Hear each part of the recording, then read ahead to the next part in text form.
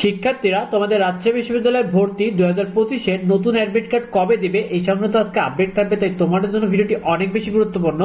শিক্ষার্থীরা তোমাদের ভর্তি পরীক্ষার সময় ও শিফট কি পরিবর্তন হবে? দেখো, অবশ্যই তোমাদের ভর্তি পরীক্ষার সময় ও শিফট কিন্তু পরিবর্তন করা হবে। এটা কিন্তু তারা যে মিটিং করেছিল সেই মিটিংই জানিয়েছে। রাজশাহী বিশ্ববিদ্যালয়ে ভর্তি পরীক্ষার আগের অ্যাডমিট কার্ডে কি দেওয়া যাবে? তো তোমরা যে আগের অ্যাডমিট কার্ডটা ডাউনলোড করলে সেই অ্যাডমিট কার্ডে কি তোমাদের ভর্তি পরীক্ষাটা দেওয়া যাবে না? আগের অ্যাডমিট কার্ডে কিন্তু তোমাদের ভর্তি পরীক্ষা দেওয়া যাবে না, অর্থাৎ ওই অ্যাডমিট কার্ডটা মোটামুটি বাতিল।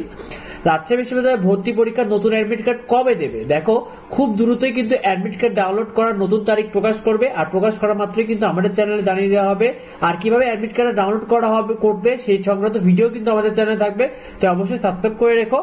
আর 2 শিফটে পরীক্ষা হলে প্রশ্ন কিভাবে হবে? দেখো, প্রতিটি শিফটে কিন্তু আলাদা আলাদা প্রশ্ন হবে, অর্থাৎ আগে যেভাবে পরীক্ষা হতো প্রতি শিফটে যেমন আলাদা আলাদা প্রশ্ন হতো, ঠিক এবারও কিন্তু প্রতিটি শিফটে আলাদা আলাদা প্রশ্নে কিন্তু তোমাদের ভর্তি পরীক্ষাটা হবে। আর ভর্তি পরীক্ষায় আগের অ্যাডমিট কার্ড ডাউনলোড করতে না পারলে কি কোনো সমস্যা হবে? দেখো, আগের অ্যাডমিট কার্ড যদি তোমরা ডাউনলোড করতে না পারো তাহলে কিন্তু কোনো প্রকার সমস্যা হবে না, কারণ ওই অ্যাডমিট কার্ডটা মোটামুটি বাতিল। আর তোমাদের রাজশাহী বিশ্ববিদ্যালয়ের ভর্তি পরীক্ষার মেরিট লিস্ট কিভাবে করা হবে? তো তোমাদের যে মেরিট লিস্ট এটা কিভাবে হবে?